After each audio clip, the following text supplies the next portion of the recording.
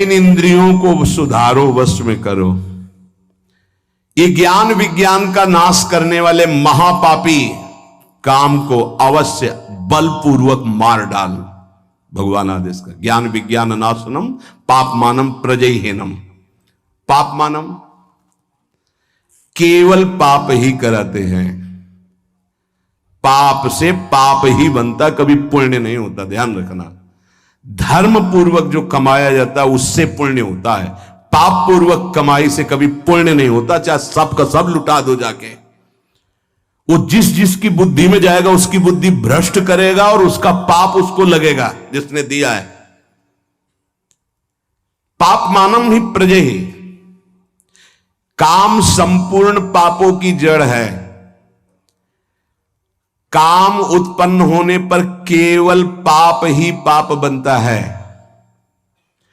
आगे चल करके ये काम इतना ढक देता है कि वो राक्षस हो जाता है, उसको समझे में नहीं आता है कि मैं कर क्या रहा हूं।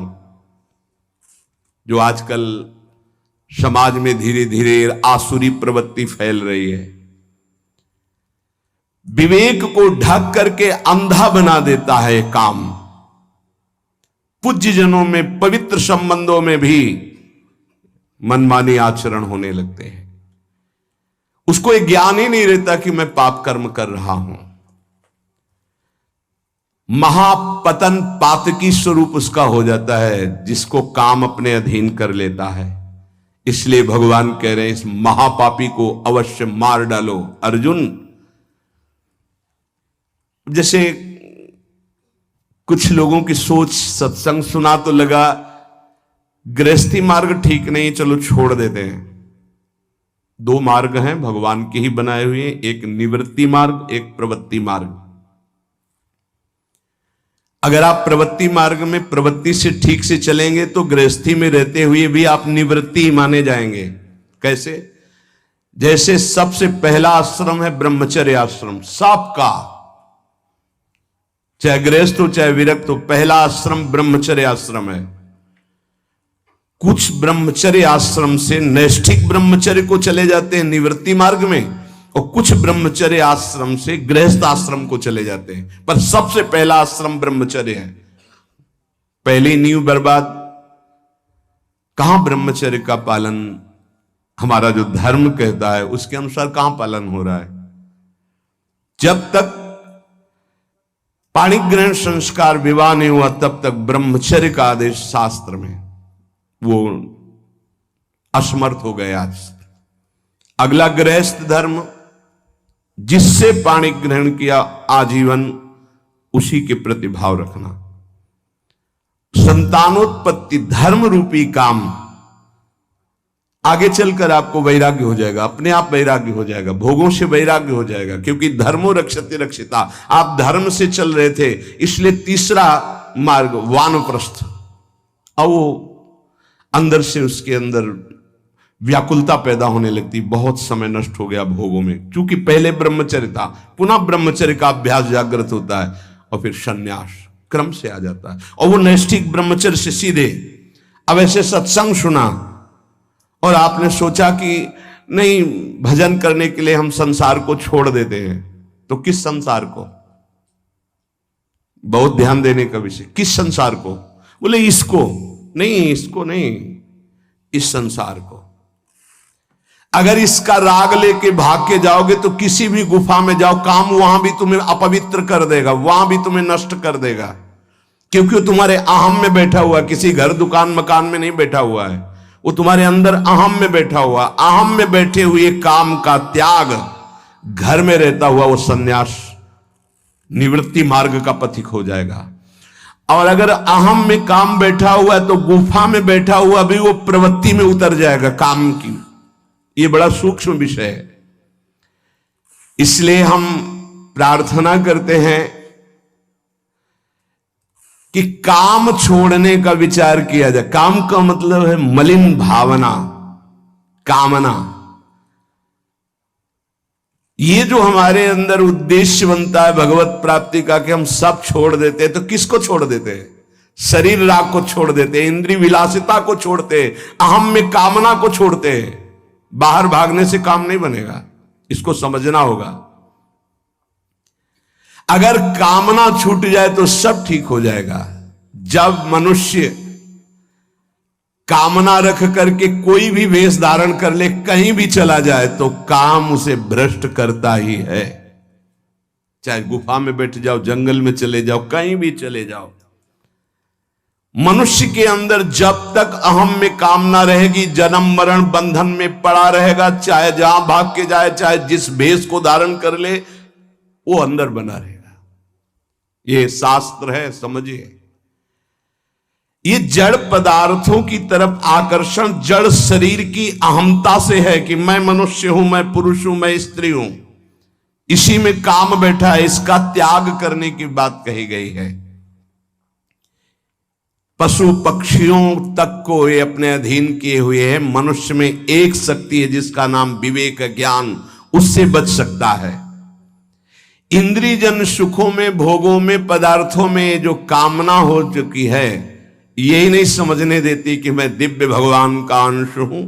केवल बातें बनाने से नहीं, मुझे किसी भी सुख की आकांक्षा नहीं है, किसी भी सुख का अभाव नहीं हमारे स्वरूप में।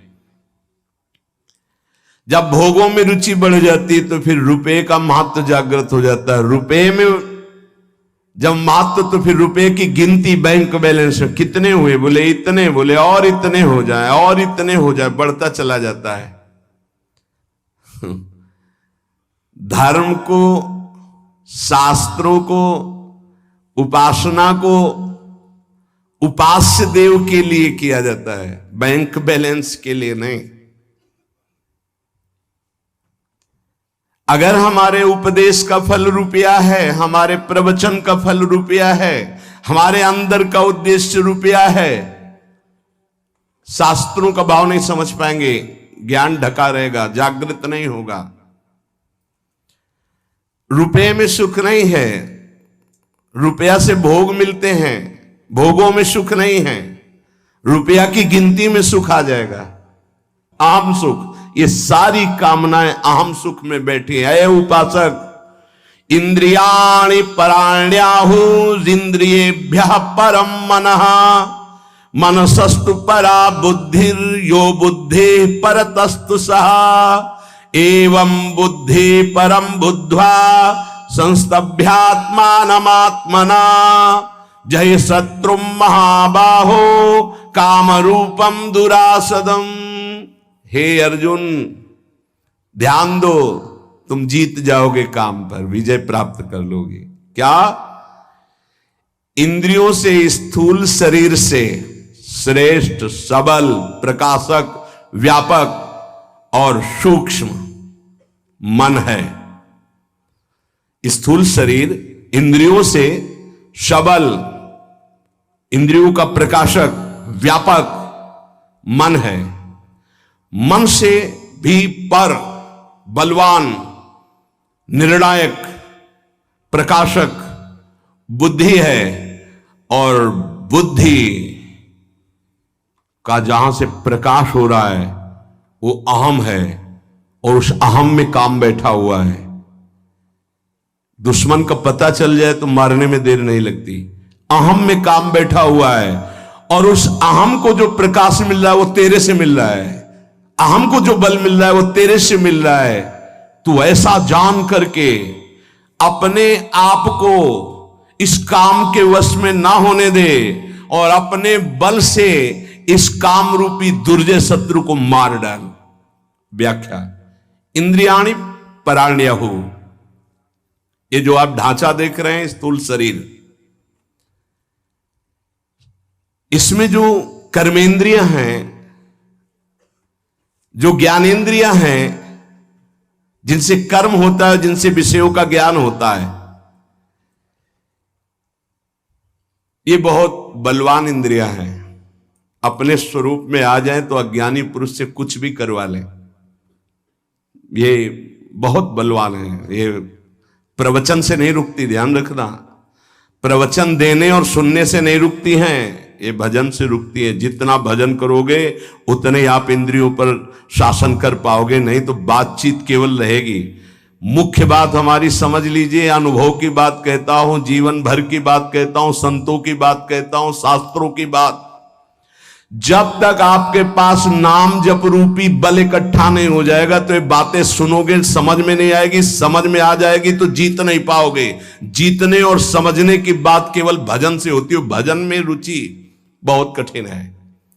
इसलिए खूब प्रवचन हो रहे हैं पर प्रभाव उसका बहुत कम जनों के हृदय में पड़ रहा है। उन्हीं के हृदय में पड़ेगा जो नाम जपना शुरू कर दिए हैं। जिनका नाम जप जितना प्रबल है उतने प्रवचन का प्रभाव दूसरों पर पड़ेगा, अपने ऊपर पड़ेगा। भजन ये तो आप निश्चित समझ लीजिए, बारी मथे घृत होए बरु सिकताते बरु तेल, बिनु हरि भजन न भौतरी या सिद्धांत अपेल।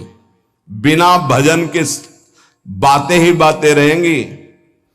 पर्यो प्रवाह काल के कदापि छूटी है नहीं, चाहे जो और उपाय कर लो, अगर नाम जप नहीं किया तो काल के प्रवाह से नहीं बच सकते। ये महाबली नाम तुम्हें महाबल प्रदान करेगा। हर समय चतुर शिरोमणि वही जो हर समय राधा राधा राधा राधा। इंद्रियां विषयों से बलवान है। अगर हमारी नेत्र इंद्री कहीं अंदर तो बाहर सामने विषय रखा हो नहीं घसीट पाएगा। विषय से श्रेष्ठ पर इंद्रियां हैं। जैसे बाण बनाने वाला बाण की नोक में ध्यान दिए तो श्रवणेंद्री काम नहीं कर रही है।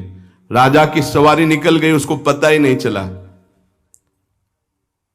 अगर हमारी अंदर से इंद्री कहीं और लगी हुई है तो बाहर कोई विषय नहीं खींच सकता। शब्द स्पर्श रूप रस गंध, इसलिए कहा शब्द स्पर्श रूप रस गंध से बलवान और पर इंद्रियां हैं। और इंद्रियों से पर, इंद्रियेभ्यः परम मनः। इंद्रियां मन को नहीं जानती हैं, मन इंद्रियों को भी जानता है और विषय को भी जानता है। ये रहस्य को समझिए। अभी सब उल्टा है। विषय ने इंद्री को खींच लिया, इंद्री ने मन को खींच लिया, मन ने बुद्धि को अधीन कर लिया और बुद्धि के अधीन हम हो गए। जैसा निर्णय होता है हम भटकते चले जा रहे हैं, यद्यपि बहुत बलवान हैं। भगवान कह रहे तुम समझो अर्जुन, विषय में इतनी ताकत नहीं जितनी ताकत इंद्रियों में है। प्रबल है इंद्रियां, बलवान है। इंद्रियों में इतनी ताकत नहीं जितनी ताकत मन में है। इंद्रियेभ्यः परम मनः। इंद्रियां मन को नहीं जानती, मन सभी इंद्रियों को जानता है और विषयों को भी जानता है। इंद्रियों में इतनी सामर्थ्य नहीं जितनी मन में है। कैसे? जैसे श्रवणेंद्री ये देख नहीं सकती, ये चख नहीं सकती, ये स्पर्श सुख नहीं बता सकती, यहां से गंध सुख नहीं, केवल शब्द सुन सकती। शब्द एक इंद्री एक शब्द। और मन हर इंद्रिय से देख सकता, सुन सकता है, सूंघ सकता है, सब कुछ कर सकता है। वो इंद्रियों का बलवान स्वामी है। इंद्रिय अपने विषय को जानती, जैसे घ्राणेंद्री ये केवल गंध को जानेगी बस। यहां से शब्द का परिचय नहीं मिलेगा, यहां से रस का परिचय नहीं मिलेगा, केवल सुगंध का परिचय मिलेगा। त्वचा केवल स्पर्श को जानती है, यहां से गंध का परिचय नहीं मिलेगा, शब्द का परिचय नहीं मिलेगा, रस का परिचय नहीं मिलेगा। रसेंद्री केवल रस को जानती है, यहां से गंध का परिचय नहीं मिलेगा, यहां से स्पर्श का परिचय नहीं मिलेगा। रसेंद्री रस को जानती है, रसना केवल रस को जानती है, शब्द स्पर्श रूप और गंध को नहीं जानती। नेत्रेंद्री केवल रूप को जानती है। ऐसे अलग अलग इंद्रियां, ये जानने वाली ज्ञानेंद्रियां हैं और भोगने वाली कर्मेंद्रियां हैं। और इन 5 ज्ञानेंद्रिय 5 कर्मेंद्रियों को पूर्णतः जानने वाला ये मन है। उल्टा ये हो गया कि इन इंद्रियों ने मन को फंसा लिया है, हमारी दुर्गति का कारण। मन इन सबसे बलवान है, सूक्ष्म है, जानकारी है उसको, पर वो फंस गया इंद्रियों की। इंद्रियां फंस गई विषयों में। यद्यपि विषयों से बलवान इंद्रियां हैं, इंद्रियों से बलवान मन है, पर विषय ने फंसा लिया इंद्री को, इंद्री फंस गई मन में। अब कह रहे हैं मनसस्तु पराबुद्धि। वैसे सच्चा इनका स्वरूप यही है कि विषयों से बलवान इंद्रियां हैं, इंद्रियों से बलवान मन है और मन से बलवान बुद्धि है। मनसस्तु परा बुद्धि। मन बुद्धि को नहीं जानता, लेकिन बुद्धि मन को जानती है, इंद्रियों को जानती है, विषय भोगों को जानती है। मन कैसा है? बोले इस समय शांत है। मन कैसा है? बोले लग नहीं रहा, शांत है। ये ज्ञान किसको? बुद्धि को। ठीक है या बेठीक है, इंद्रियां कहां भाग रही, मन कहां जा रहा, सारा निर्णय बुद्धि करती है। बुद्धि मन को, मन के संकल्पों को, इंद्रियों को, इंद्रियों के विषयों को, सबको जानती है। ये सबसे श्रेष्ठ प्रकाशक, बलवान, व्यापक और सूक्ष्म है बुद्धि। या बुद्धि परतस्तु सा। अब जो बुद्धि निर्णय करती वो अपने स्वामी से पूछ के करती। स्वामी जानते कौन है? अहंकार। इसी अंतःकरण में ये मन कह रहा है कि ये भोग लूं, हाँ हाँ भोग लो। बुद्धि, बड़ा सुख मिलेगा, मन कह रहा है हाँ हाँ ठीक है। ये देख लूं, ये छू लूं, ये सूंघ लूं। और अहंकार में बैठा हुआ चोर ये काम है। इतनी ऊंचाई पे बैठा, इसीलिए जल्दी मारा नहीं जा सकता। ये बहुत सूक्ष्म विषय भगवान वर्णन कर रहे हैं। काम कोई ऐसा नहीं है। कहां बैठा है? बोले बुद्धि जो निर्णायक है उसके ऊपर बैठा हुआ है, अहम के अंतर। ये जो देहाभिमान है इसी के अंतर काम बैठा हुआ है। या बुद्धि परतस्तु सा। बुद्धि का स्वामी ये अहंकार है। इसलिए वो निर्णय करता है, यार मेरी बुद्धि नहीं कहती कि मैं करूं, वो अहम बोल रहा है। ये बुद्धि जो भी करती है अहम की अनुमति से करती है। मन जो भी करता है वो बुद्धि की अनुमति से करता है। बुद्धि मन ये अहम सहित अधीन हो गए भोगों के, इसीलिए एक काम वहीं अहम में बैठा हुआ है। बड़ा सूक्ष्म विषय है। अपने को परम स्वतंत्र मानता है, पर अधीन है बुद्धि, मन और इंद्रियों के, इसलिए इसकी दुर्गति हो रही है। ये अहम जो अंतःकरण का है ना, या पूरा चैतन्य है ना पूरा जड़ है। ना जड़ है ना पूरा चैतन्य है। इसमें दोनों मिले हुए अंतःकरण वाले में, इसीलिए इसका त्याग करना होता है। शुद्ध अहम में ब्रह्म स्वरूप है। यह अंतःकरण का अहम मिश्रित है। चैतन्य घन आत्म स्वरूप का पावर ही इसी अहम पे पड़ रहा है। और ये जड़ अंश शरीर को स्वीकार किए हुए, इसी जड़ अंश में मैं स्त्री हूं, मैं पुरुष हूं, काम बैठा हुआ है।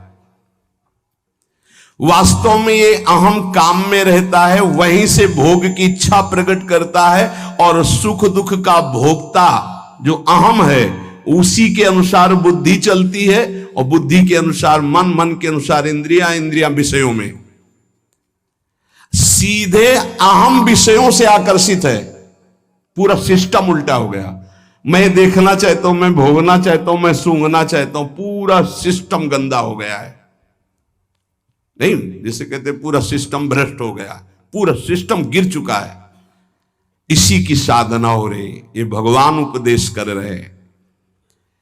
भोक्ता भोग भोग्य। भोक्ता मैं, भोग्य भोगने की क्रिया, और भोग जिसको भोगा जा रहा है। ये तीनों मायाकृत हैं। तीनों जादू का तमाशा है। ना कोई भोगता है, ना भोग्य है, ना भोग है। फंस गए। इतना आकर्षण भोगों में है कि भोक्तापन का जो अहम है, एक तरफ भगवान है, वो भगवान को छोड़ देगा, भोग को स्वीकार कर लेगा। ऐसे ही अपने लोग किए हुए हैं ना। ये तीनों सिद्ध समझो, भोक्ता, भोग्य और भोग, माया की सिद्धि है ये। शुद्ध चैतन्य जो मैं है उसको ये आकर्षित नहीं कर सकते। ये जड़ अहम शरीर का जो है, इसी से हमारी दुर्गति हो रही। इसी का प्रयोग, इसी अहम को गुरु चरणों में समर्पित किया जाता है। इसी अहम को जब भगवान के चरणों में गुरुदेव समर्पित करते तो ये शुद्ध दासत्व में या ब्रह्म स्वरूप में स्थित होता, ज्ञान मार्ग या भक्ति मार्ग। ये जो चैतन्य से अहम प्रकाशित हो रहा है अंतःकरण का, ये सबका आश्रय, सबका आधार, सबका कारण, प्रेरक, श्रेष्ठ, बलवान, प्रकाशक, व्यापक, सूक्ष्म, ये है। जीव किसे कहा गया जानते हो? इसी अहम को स्वीकार करने के कारण। नहीं है क्या? सबका आश्रय कौन है? वही एक तत्व जिसे परमात्मा, भगवान, ईश्वर, सबका आश्रय, सबका आधार, सबका कारण, सबका प्रेरक, सबसे श्रेष्ठ, सबसे बलवान, सबका प्रकाशक, सबका व्यापक, सबसे सूक्ष्म। फंस कहां गया? इस अंतःकरण अहम धर्म में, देहाभिमान में। बस इसे ही मुक्त करना है साधना। जो प्रकृति का अंश है, शरीर, अंतःकरण, स्वभाव, इसको जो अहम ने स्वीकार कर लिया, ये जड़ अहंकार के कारण ही चैतन्य घन परमात्म स्वरूप को जीव कहा गया। चैतन्य में कभी विकृति नहीं होती, उसमें कोई विकृति नहीं है, पर भ्रम से देहाभिमान होने के कारण वो इस दुर्दशा को, ना जन्मने वाला ना मरने वाला भी जन्म मरण को प्राप्त हो गया। ये भ्रम सुख दुख का भोक्ता बन बैठा, सुखी दुखी होने लगा, जड़ के अंश को स्वीकार करने के कारण। कहा जाता है नैनम छिन्नन्ति शस्त्राणि नैनम दहाति पावका न चैनम क्लेदयन्त्यापो न शोष्यति मारुता। ये शुद्ध स्वरूप अपना है। अपने स्वरूप को भूल करके इस अंतःकरण अहम धर्म से युक्त हो जाने के कारण मैं भोक्ता, मैं करता, मैं सुखी, मैं दुखी, अब मरना भी है, जन्मना भी है, ये चलता रहेगा। इसी को मिटाने के लिए मुझे मानव जन्म और सत्संग मिला है। इस जड़ चैतन्य का तदात्म आकर्षण हो गया है, कभी हो नहीं सकता पर हो गया, यही माया है। श्री भगवान कह रहे हैं मारो इसको, ये समझकर कि तुम्हारे बल से बलवान होकर के अंतःकरण का अहम बुद्धि के प्रलोभन में आकर के कि ये सुख है, भोगो, भोगने में सुख है, धन कमा लो, एकत्रित कर लो, इसमें सुख है, और मन उनका संकल्प करता है, इंद्रियां उनको भोगती, इसको मैं स्वीकार करता हूं, इसी से मेरी दुर्गति हो गई। हे अर्जुन, इंद्रियों से परे मन, मन से परे बुद्धि, बुद्धि से परे अहम, अहम तेरे से प्रकाशित हो रहा है। ये तेरा स्वरूप नहीं, अंतःकरण का अहम। मार डाल इस अहम में बैठे हुए काम रूपी शत्रु को। संस्तभ्यात्मान मात्मना, काम को मारने का उपाय भगवान बता रहे हैं। जब तक आप अपने को भगवद अंश स्वरूप नहीं मानेंगे तब तक काम से रहित नहीं हो सकते।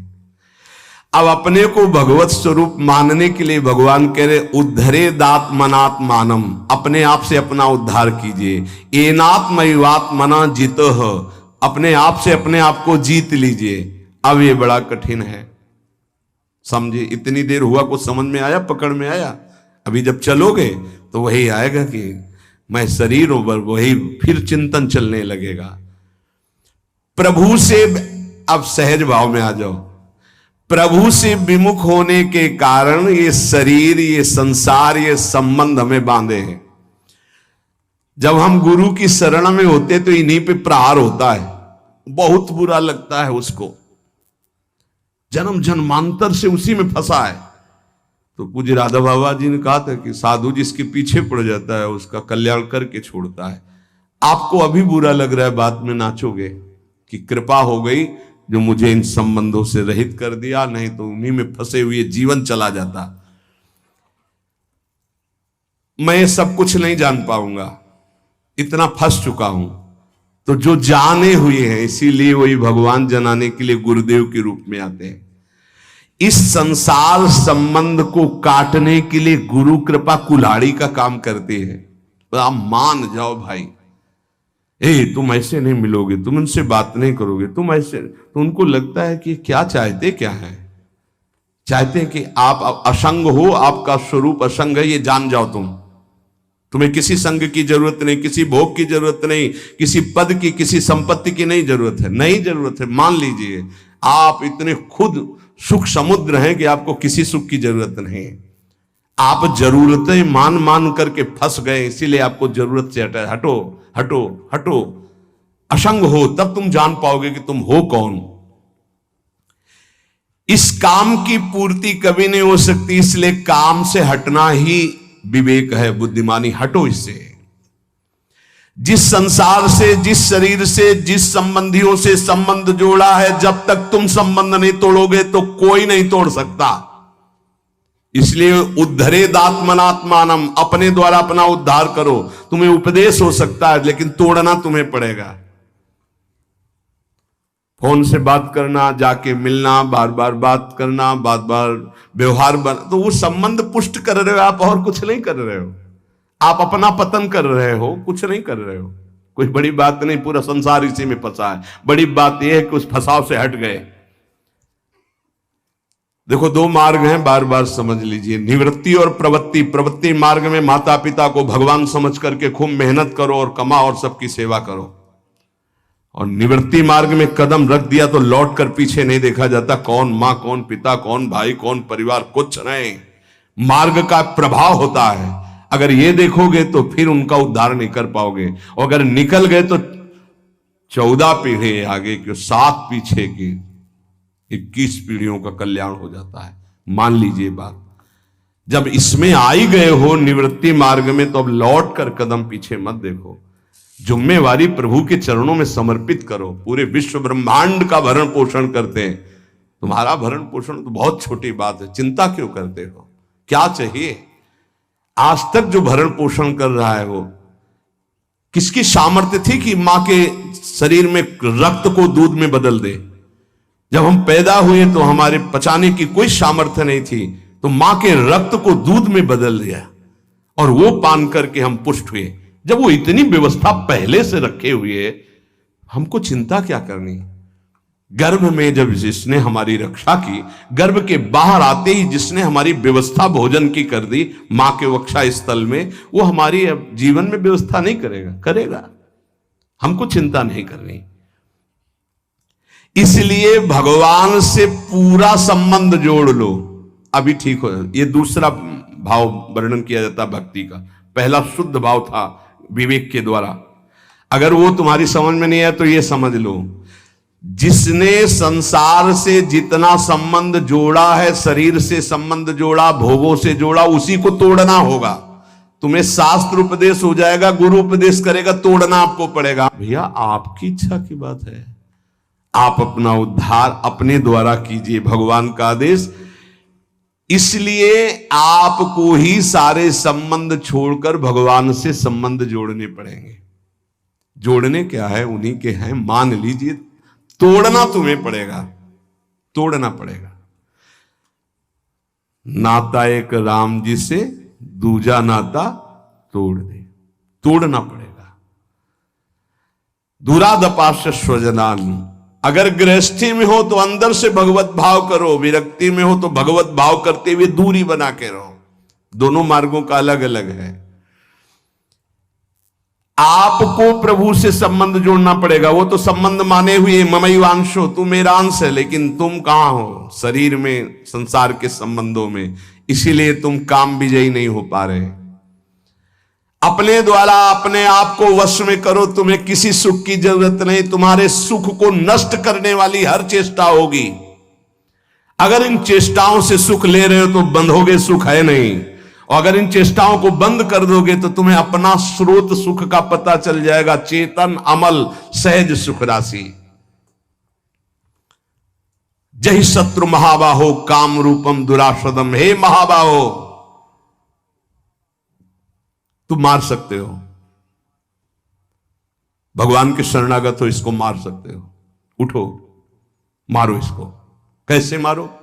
सारा संबंध श्री भगवान से, पूरा भार श्री भगवान को, हर क्षण उनका स्मरण और कर्तव्य का पालन। और जहां तुम्हें लग रहा है कि मैं नहीं जीत पा रहा हूं, वहां पुकारो, बल मिल जाएगा, जीत जाओगे। टूटो मत। ये सुविधा माया इसलिए दे रही है आपको कि आप आगे मत बढ़ पाओ। भगवान को प्राप्त न कर पाओ। ठुकराओ इस सुविधा को। जो आंतरिक सुविधाएं भागवतिक है उनको स्वीकार करो, बाह्य सुविधाओं को उतना जितना जीवन की यात्रा के लिए आवश्यक है बस निकल जाओगे।